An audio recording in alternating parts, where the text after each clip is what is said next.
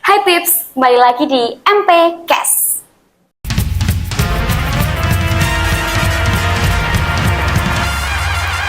Aku Lisa Meika Agni Prasetyo, biasa dipanggil Meika, yang akan menjadi host MP Cash episode kali ini. Jadi, di episode kali ini, aku nggak akan sendiri. Di sini juga ada bintang tamu spesial. Bisa perkenalan diri, Mbak? Hai Pips, kenalin aku Nabila Putri Asyifa. Aku sekarang bersekolah di SMA Negeri 1 Klaten juga dan di bangku kelas 11 gitu. Sekarang aku jadi duta genre Kabupaten Klaten tahun ini. Tapi sebelumnya aku belum pernah dengar tuh duta genre. Serius belum pernah denger? Belum pernah. Demi apa sih? Iya. Nonton finalnya enggak? Soalnya waktu itu kemarin finalnya itu di Candi kan. Jadi aksesnya itu terasa lebih sulit ya daripada kalau misalnya di alun-alun gitu kan lebih gampang. Jadi kalau duta genre itu apa? Duta genre itu adalah kepanjangan dari duta generasi berencana. Judulnya aja berencana kan. Jadi merencanakan diri untuk hidup lebih mapan, hidup lebih siap, hidup tanpa hal-hal yang nakal-nakal gitu. Nah, kalau tugasnya duta genre itu lebih kepada membantu teman-teman, mengarahkan teman-teman, merangkul teman-teman untuk bisa memilih kehidupannya itu secara bijak gitu. Gitu. Berarti peran duta genre itu kayak tempat curhat gitu nggak? Betul, tempat curhatnya remaja genre Klaten itu Iya. saya. Dan apa sih yang buat Mbak Nabila tertarik join duta genre ini? Jujur sebenarnya alasan buat join duta genre itu banyak banget dan kayak sangat complicated gitu dan sangat unexpected gitu dan sangat membuat aku kayak wow, aku nggak nyangka aku jadi duta genre gitu kan. Dan sesuatu yang belum pernah aku bayangkan gitu loh sebelumnya. Jadi singkat cerita, dulu tuh aku tuh nggak kepikiran kan. Sebenarnya aku lagi scroll Instagram gitu. Habis itu aku nemu postingan temen aku, semansa juga, enggak sih, ada yang nggak semansa satu. Itu tuh ngepost Twibbon genre gitu. Twibbon bukannya sebutannya kalau genre. Pokoknya tahu kan, kayak kalau misalnya disuruh ngepost I'm ready for gitu-gitu. Nah itu dia mau daftar genre.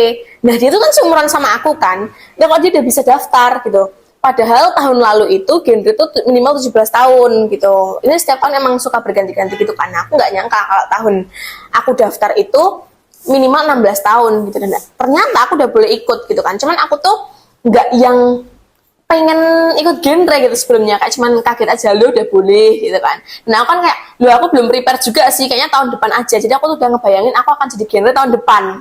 Aku waktu mandi tuh aku udah kayak membayangkan oke, tahun depan aku bakal ngomong aku sudah mempersiapkan jadi genre sejak tahun lalu. Aku pengen kayak gitu awalnya. Cuman habis itu aku mikir lagi. Jadi waktu itu lagi deket banget, lagi momen-momennya dimana ada berita yang kurang enak tentang aku gitu. Tapi emang ini nggak terlalu diakses banyak orang gitu, cuman ada orang yang kayak nggak tahu. Aku nggak tahu sih, maksudnya waktu itu menyebarkan itu tuh atas alasan apa tuh aku juga kurang tahu gitu. Aku nggak nanya juga gitu. Itu intinya memberitakan aku pergaulan bebas gitu. Cukup menyakitkan waktu aku tahu itu ya, cuman kayak aku nggak punya cukup banyak energi buat langsung labrak dia, kayak maksudnya apa gitu, kayak aku nggak males juga kan rasanya, karena itu juga laki-laki waktu itu, maksudnya kayaknya nggak perlu lah aku langsung nanya ke dia atau klarif ke dia dan membuktikan kalau aku ini masih suci gitu kan. Akhirnya aku memutuskan untuk aku rasa generasi berencana interesting dan kayaknya ini cukup untuk membungkam mulutnya dia. Sepertinya berita-berita detik.com, berita-berita kabar Klaten dengan mukaku terpampang jadi duta genre itu cukup membungkam dia gitu.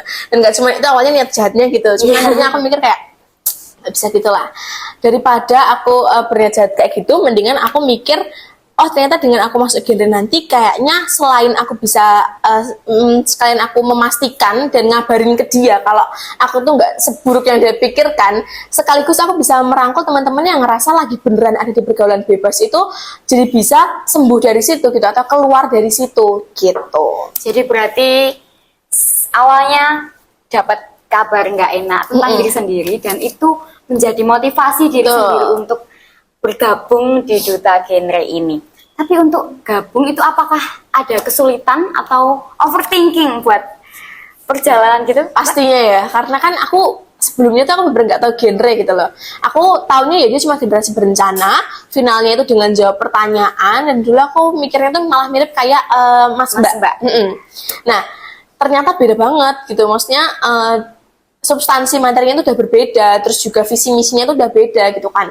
Dulu aku juga nggak tahu dia tugasnya mau ngapain. Aku stalking di Instagramnya, yang muncul ya kayak cuman sosialisasi gitu, tapi aku nggak paham awalnya. Jadi aku juga sempat worry juga sih, kayak aku bisa nggak ya, dan apakah nilai yang aku bawa itu cukup untuk jadi duta genre, apakah aku pantas buat jadi duta genre. Awalnya juga ada banyak pertanyaan itu. Jangan-jangan bukannya mengklarifikasi bahwa aku itu nggak seburuk itu, malah justru makin memperlihatkan kalau aku tuh nggak pantas gitu. Awalnya aku takut itu, cuman ternyata setelah aku jalanin lama-kelamaan, aku tuh bisa kok gitu. Selama aku nggak nyerah dan aku nggak berhenti di tengah jalan, tuh pasti bisa gitu. Berarti di duta genre ini peran Mbak Nabila untuk remaja-remaja itu bukan hanya sebagai tempat curhat, Iya. itu selain itu apa sih Mbak? Selain itu pastinya gimana caranya untuk bisa, kan gini ya, kalau misalnya kita lihat remaja yang sudah nyeleweng gitu ya, Iya. istilahnya kayak maksudnya dia udah nggak di tempat yang seharusnya dia berada, udah di lingkungan yang toksik, jarang dari mereka itu nyari pertolongan, ya nggak sih? Iya. Kayak kebanyakan dari mereka yang kena sosialisasi biasanya adalah mereka ya yang mau ngedengerin gitu, mereka yang Aman-aman aja. iya aman-aman Iya. aja gitu, malah justru orang-orang yang udah berprestasi gitu Iya. pengen dengerin gitu. Cuman jarang orang yang nakal ikut sosialisasi duta genre kayak apa, nggak mungkin gitu kan. Nah, jadi peran kita tuh juga adalah gimana caranya nyari punya pendekatan yang baik buat bisa nge-reach out mereka yang sebenarnya itu butuh pertolongan tapi nggak tahu harus kemana gitu.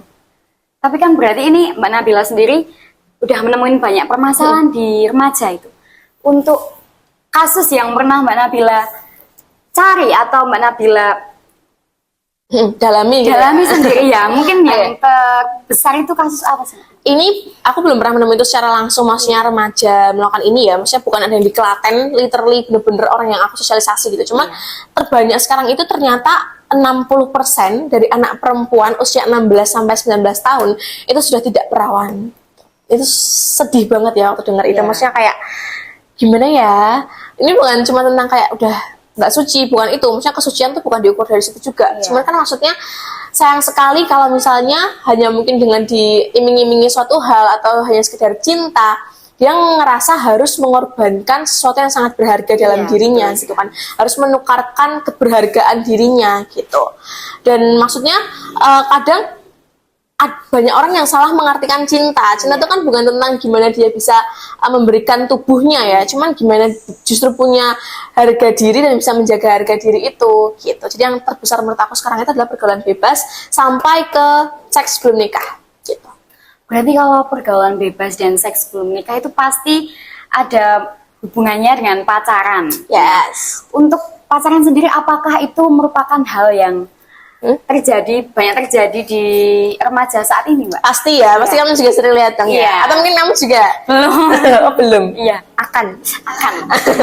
Jadi kalau di genre apakah pacaran itu boleh atau tidak? Jawabannya itu boleh. Cuman ada batasan-batasan yang harus dijaga. Jadi batasannya itu teman-teman boleh search deh ya di Google-nya, ada namanya KNPI. Intinya itu kita harus membatasi diri dari kissing, dari necking, dari bersetubuh, dan juga dari petting. Kissing itu ciuman. Terus habis itu necking itu merangsang atau berjumbu di leher ya. Karena kan itu salah satu bagian yang mudah terangsang kan. Terus habis itu ada petting. Petting itu menggesekkan area kelamin gitu. Cukup. Sama bersetubuh tadi ya. Ya. Cuman kalau misalnya ada teman kita yang sudah pernah melakukan itu, kita harus gimana? Tentunya jangan dijauhin dong. Maksudnya kayak justru teman-teman kita yang seperti itu tuh karena kita sebelumnya nggak peduli sama mereka, sampai mereka nyari kebahagiaan itu di orang yang mereka anggap terpercaya gitu kan. Nah tugas kita adalah jadi temennya. Tugas genre adalah jadi orang yang mau merangkul orang-orang yang sudah belum pernah ingin melakukan hal-hal yang tidak seharusnya gitu. Jadi justru teman-teman yang melakukan itu tuh bukan teman-teman yang harus kita jauhi, tapi teman-teman yang sangat membutuhkan kedekatan dari kita gitu. Justru malah teman-teman yang harus kita rangkul. Iya, gitu harus ya, kita Mbak? rangkul banget. Tapi menurut Mbak Nabila sendiri, apa sih yang mendorong remaja sampai terjerumus ke hal-hal yang bisa dianggap nakal dan masalah remaja saat ini, Mbak? Ya, yang paling mempengaruhi remaja atau seorang anak itu pasti adalah bagian terkecil yang pertama kali mereka temui, keluarga. Oh iya. Jadi kalau misalnya aku tuh pernah nonton podcast yang nyebutin kalau misalnya 60% dari anak perempuan tadi udah nggak perawan, itu disebutkan bahwa dia tuh berani untuk bertaruh, misal di malam hari, di jam yang tidak seharusnya mereka keluar untuk bersenang-senang dan melakukan hal yang tidak senonoh, itu mereka diberhentiin dan mereka ditanyain mereka deket atau enggak sama ayahnya, pasti jawabannya enggak, dan dia berani bertaruh untuk itu gitu, karena emang kedekatan ayah itu tuh sangat penting banget bagi seorang anak perempuan gitu. Kalau misalnya kita belum pernah menemukan bentuk cinta yang sesungguhnya, cara mencintai yang benar, ketika kita nemu cowok yang udah perhatian dikit sama kita udah ngerasa tersentuh, ya nggak sih?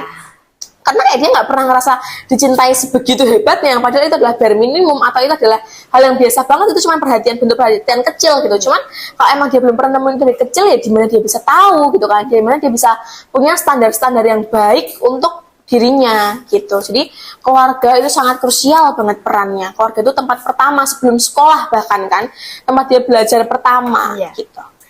Tapi mungkin selain keluarga nih ya, mungkin ada pengaruh teman atau lingkungan pertemanan terhadap keputusan yang diambil remaja. Jadi pengaruh untuk pilih teman-teman itu sangat penting juga. Jadi kalau misalnya tadi setelah kita di keluarga, itu kan di masa kecil kita kan, kita mostly nemuin cinta tuh di keluarga. Cinta yang bentuknya beda-beda, bisa dalam bentuk kekerasan bahkan gitu kan. Nah, setelah itu kita remaja, kita tumbuh dewasa, kita remaja, itu kita mulai berubah hormonnya. Kadang kita jadi nggak mau dideketin sama keluarga, ya kan. Kita emosional banget. Terus juga kita jadi rasanya kalau disentuh sama ayah atau disentuh sama ibu tuh udah nggak nyaman gitu. Dan orang yang tempat curhat kita itu adalah teman sebaya, ya kan. Nah kalau kita salah milih teman sebaya itu sehancur apa kita gitu, karena ya lagi-lagi waktu kita mengeluarkan semua aktivitas, intinya waktu kita menghabiskan itu tuh lebih banyak di pertemanan akhirnya. Kayak di keluarga kita ketemu cuma di malam hari, atau bahkan kalau misalnya keluarga yang sibuk ya malah nggak ketemu sama sekali gitu. Yang ditemui siapa, yang ditemui ya teman. Kalau kita salah pilih teman, ya itulah kita. Makanya ada peribahasa kayak kamu itu adalah dengan siapa kamu berteman gitu kan. Kalau misalnya mungkin teman-teman MPK ini berteman dengan sama-sama MPK yang sangat demokratis, sangat religius, sangat cerdas, sangat dermawan, nah itu jadinya juga akan seperti itu gitu. Kalau ada satu yang datang masuk ternyata orang yang nakal, orang yang mabuan gitu, ya teman-teman yang baik itu kan bisa ngebantu teman yang itu buat segera sembuh gitu kan. Atau ya dengan pendekatan-pendekatannya itu. Tapi beda halnya kalau misalnya di lingkungan preman tiba-tiba masuk satu anak MPK, ya anak MPK-nya yang keganti sifatnya gitu kan. Jadi populasi itu kan juga mempengaruhi. Jadi intinya milih temen tuh harus benar-benar sangat selektif. Buat aku, untuk kita bisa kenal sama banyak orang tuh nggak apa-apa banget. Tapi untuk menjadiin semua orang tuh jadi teman dekat kita itu harus hati-hati banget gitu. Untuk kita kayak misalnya kita sekedar sapa-sapaan, kita ramah, atau kita ngobrol hanya sekedar hal-hal yang umum, itu nggak apa-apa banget untuk sama siapapun. Dan lagi-lagi kita harus merangkul juga kan siapapun. Cuman kalau untuk kita harus berteman secara dekat, kita membagikan sebagian dari masalah hidup kita mau curhat, nanti kita harus benar-benar pilih-pilih banget juga gitu kan. Kita harus bisa punya batasan diri juga gitu. Terus juga genre itu juga salah satu jawaban ketika kita ngerasa kayak temanku udah gak ada yang bisa dipercaya gitu. Nah genre itu punya tanggung jawab untuk merangkul yang seperti itu. Oh gitu Mbak. Tapi misal kalau Mbak Nabila sendiri, misal ya ini ya, misal Mbak Nabila sendiri udah ada di lingkungan yang kurang sehat, gimana menurut Mbak Nabila apa yang bisa dilakukan agar tetap bisa menjaga diri Mbak Nabila sendiri? Sebenarnya sesimpel pergi dari lingkungan yang aku rasa nggak tepat gitu sih. Jadi kalau misalnya ini tuh kayak analoginya ya, kalau misalnya kita bawa botol aqua, maaf ya mineral, aku sebut semua merek aja deh, maaf. Jadi itu kalau misalnya kita habis kita bawa bola yang ukurannya lebih besar dari itu. Untuk kita bisa masukin ke dalam lingkungan gelasnya, pasti yang rusak itu kan adalah bolanya kan. Jadi kalau misalnya kita memaksakan diri buat masuk ke lingkungan yang bukan tempat kita, yang nggak kita banget, itu kayaknya kita cuma melukai bagian dari diri kita sendiri deh, ya nggak sih? Iya, betul. Jadi mendingan kita yang nggak masuk ke situ dan cari lingkungan yang lebih bisa nerima kita, lingkungan yang lebih leluasa untuk menampung nilai-nilai diri kita, gitu. Tapi selain pengaruh lingkungan sekitar ini, banyak yang bilang remaja itu, khususnya aku nih, aku juga nggak bisa kayak kurang untuk mengatur waktu untuk diri sendiri. Nah, tips dari Mbak Nabila sendiri untuk remaja ya kurang mengatur waktu itu gimana Mbak? Jujur ini juga salah satu kelemahan aku banget ya, yaitu mengatur waktu gitu. Apalagi kalau misalnya jadwalnya di padet-padetnya atau semua hal tuh kerasa penting aja gitu setiap hari kan. Nah, jadi yang paling penting itu adalah sebelum besok bikin dulu jadwalnya gitu. Dan di hari itu apapun yang mau kamu kerjain sekarang, karena besok tuh ada banyak hal banget yang harus kamu kerjain gitu. Jadi kerjain aja di hari ini gitu. Dan tetap main tega-tegaan untuk ninggalin kegiatan yang emang udah harus selesai. Jadi kalau misalnya aku lagi belajar, biasanya kamu pernah nggak sih pakai timer gitu? Kayak misalnya 1,5 jam, 2 jam, itu udah harus selesai belajar itu. Nah kalau timernya habis, ya jangan dilanjutin walaupun sebentar apapun ya, karena banyak kegiatan lainnya yang udah menanti kita. Jadi intinya lebih kepada percaya sama diri kita bahwa di waktu yang udah kita tentuin, di jadwal yang udah kita siapin, kita akan selesai. Itu kuncinya. Oke. Tapi untuk mengatur waktu, apa pengaruh mengatur waktu juga bisa untuk membuat remaja mengalami masalah atau kenakalan itu, Mbak? Menurut aku itu bener banget. Mengatur waktu itu akan sangat berpengaruh ke gimana remaja itu berperilaku. Kayak misalnya seseorang yang, misalnya kita remaja ya, kita mau bikin jadwal. Mungkin nggak sih kita bikin jadwal untuk ngerjain tugas di kafe itu jam 1 malam misalnya kayak gitu. Kan kayaknya itu berarti yang salah adalah cara dia mengatur waktu kan. Jadi mengatur waktu tadi bisa berpengaruh ke gimana perilaku dia dan gimana lingkungan dia. Ininya impactnya itu sangat besar gitu dari mengatur waktu.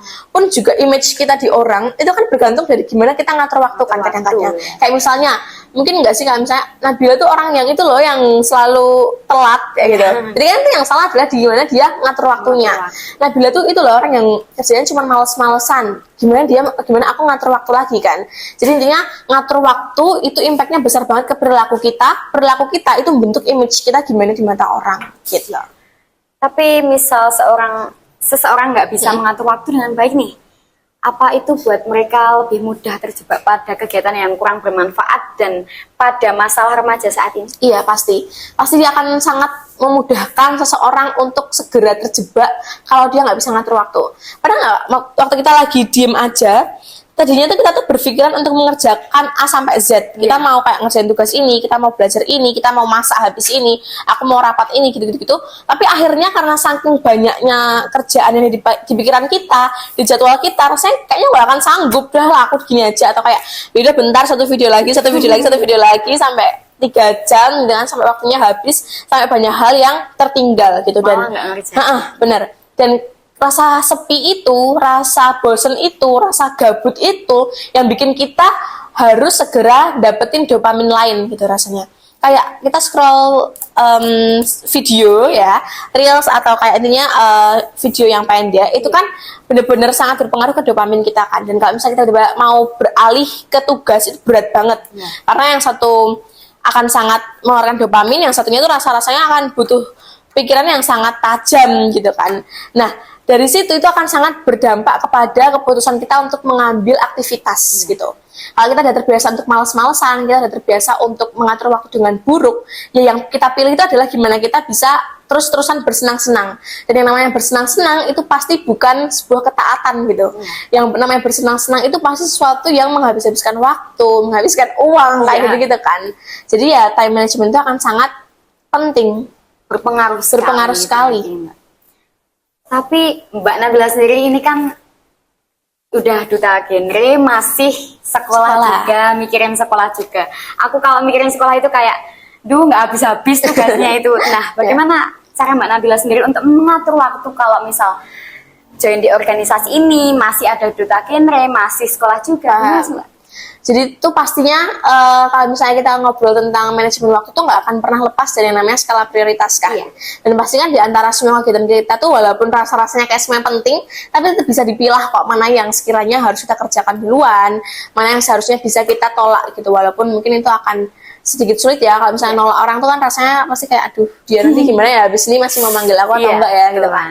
Tapi mau nggak mau ya kalau misalnya ada hal yang lebih penting ya tetap harus kita pilih yang lebih penting itu, harus kita prioritaskan gitu. Dan yang paling penting adalah bikin jadwal tentang besok kita mau ngapain aja dan biar kita juga bisa milah gitu kalau misalnya ada undangan datang, sepenting apapun, kalau misalnya jadwalnya udah tertata, ya biarkan jadwal itu dulu yang mengalir. Kecuali kalau emang bener-bener itu, kalau misalnya kita nggak datang, acara itu bakal bubar. Nah, itu baru kita coba untuk selipkan di jadwal kita. Dan intinya adalah kita tahu kapan kita harus mulai dan kita tahu kapan kita harus berhenti. Itu adalah hal yang paling penting dan jadi kunci keseharian kita itu bisa berjalan dengan baik gitu. Berarti ngatur waktu itu menurut Mbak Nabila sendiri bisa buat kita lebih disiplin ya Mbak? Iya pasti. Bisa buat lebih disiplin dengan waktu, dengan kegiatan yang kita harus jalani sehari-hari. Kita juga harus mengatur prioritas kita dari yang paling diprioritaskan sampai yang paling kurang diprioritaskan. Tapi aku mau tanya lagi, untuk dalam program genre sendiri, bagaimana sih cara Mbak Nabila untuk mengajak teman-teman remaja untuk lebih sadar tentang pergaulan sehat dan perencanaan masa depan?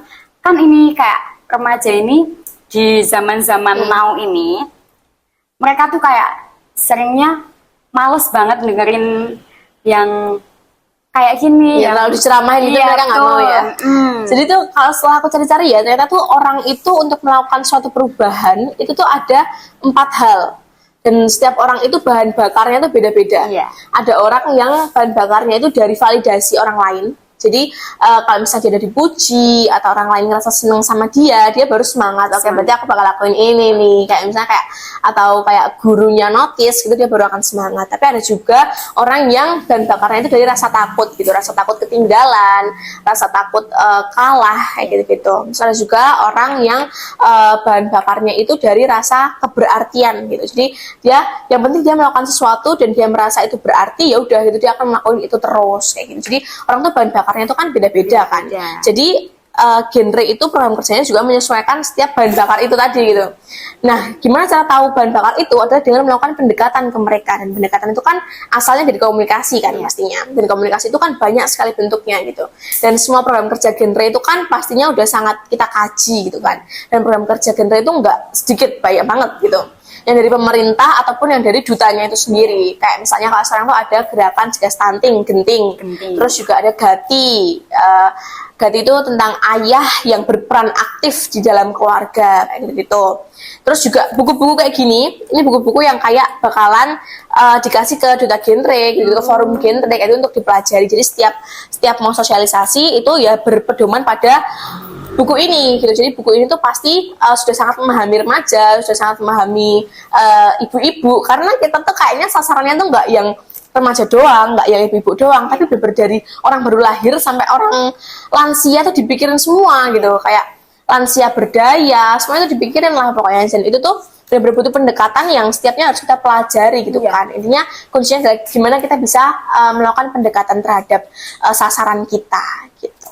Tapi ini di buku genre ini isinya apa aja sih Kak? Macam-macam. Jadi buku genre itu nggak cuma satuin doang. Kalau ini kan beraksi. Beraksi ini buat yang segmentasi usianya 15 sampai 19 tahun. Nah, ada juga yang nanti buat 10 tahun sampai sekian, ada yang 21 dan sekian kayak gitu-gitu. Dan itu nanti beda-beda. Ada kalau di sini itu tentang batasan diri, tentang AIDS, terus habis itu tentang tak kenal maka tak sayang. Itu nanti kaitannya dengan pubertas. Jadi reproduksi kayak gitu-gitu, tentang relasi, ada juga yang tentang kesehatan mental, ada juga tentang gerakan Gati tadi, itu ada bukunya juga. Pokoknya banyak banget, dan ada 8 substansi materi genre yang paling utama itu ada 8 gitu. Ada 8 fungsi keluarga, nafsa, seks bebas, AIDS, terus habis itu kesehatan reproduksi gitu-gitu, banyak banget. Bisa ditunjukin ke teman-teman? Ini guys.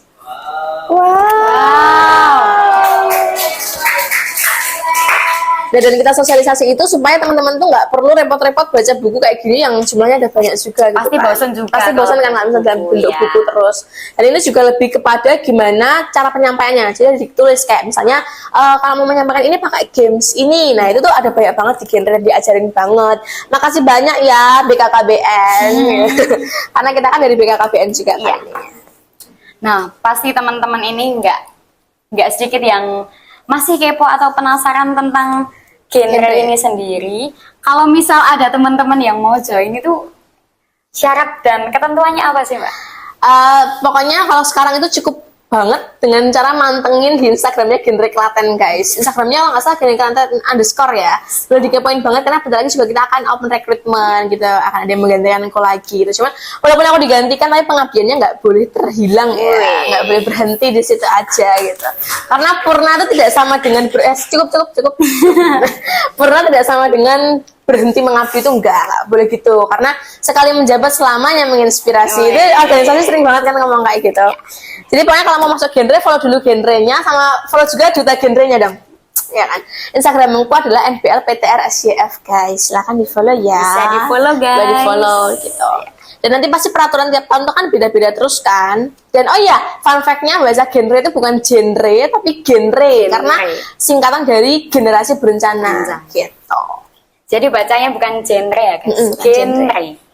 Nah, dari ngobrol kita tadi bisa ada Mbak Nabila menyampaikan pesan untuk remaja-remaja saat ini. Pesan moral ya? Iya, moral.